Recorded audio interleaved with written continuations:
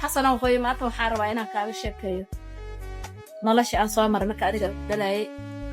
بدون كابش كيو markaan adiga hooyo ku dhalay xaafadan joogo shaqaalanaha xaafad baa shaqaale ka ahaa aan shaqaale ahaade shaqaale lacag qaadanaya maana ahayn tacadiga iyo dhibaatada iyo umaysiguna waa ii dheeraa hooyo nolosha dartaa halgan badan baan usoo maray inaan ku koriyo oo horumar kaaga aan ka taliyo oo asaga aan ka hormariyo in badan aan halgan badan hooyo usoo maray laakiin waan ku guuleystay alxamdulillahi rabbil caalamiin wixii qadar imaatayna waa qadarullaahi ilaahay qadartiisa lagama weynaado sidaan aad tahay maantana waan ku faraxsanahay waayo wiilkaygii oo ii caafimaad qaba oo maxaan ku dhahay maskaxdiisu ay taan tahay amaanta garabkayga fadhiya wixii kaleeto ilaahay naga dhimay oo naga dhintaalay oo adimadaadana ilaahay baa kuu dhammaystiri kara laakiin hooyo anigu dadaal badan baa bixiyey sida noloshaada u horumariyo ama caafimaadkaaga aan maxaan ku dhahay uga shaqeeyo walaahi aniga noloshayda qatar gashay adiga dartaa taariikhaheenuna aniga adigu way fog yihiin ilmaha kale waad iiga dhowda waa kaa jeclahay hooyo markii iigu darnayd waa markii aan foolanayay aan adigu ku foolanayay sidaan guri shaqaale uga ahaa oo u shaqaynayay habeen 4 saac bay fool i qabatay hooyo fooshaadii baa i qabatay fooshaadii hadday i qabatay maamadii aan la joogay maamo lacag leh bay ahayd nin darawal u ahaa oo gaari u waday yaa hooyo gaarigii waxay tiri qaad meelaha naagaha lagu dhaliyo meel ah gee markii meeshii la igeeyey yaa waxaa dhacday in maxaan ku dhahay uu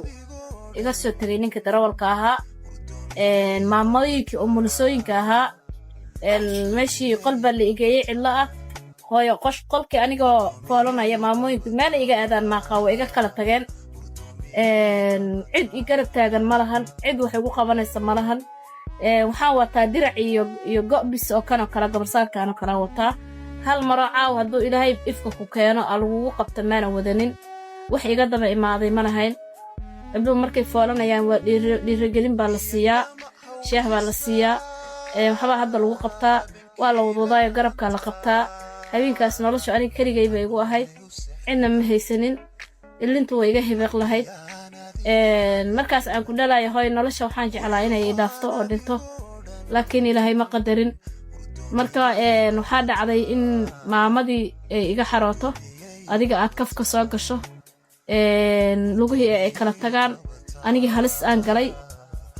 aan qayliyey hawada aan ka qayliyey oo yaa muslinahey wariyaa joogoy war waa dhintayey aan idhi maamaa igu soo oroday maamadii markay igu soo oroday waxaa dhacday inay ay iga kaa qabato ay hoosta iga soo gasho way canaanatay weli waxay tiri aawo dadkaagii maxaan kuugu qabtaa cunuga maxaan ku qabtaa markay keliga adiga oo aad bannaanka imaato wax lagugu qabtaa la waayey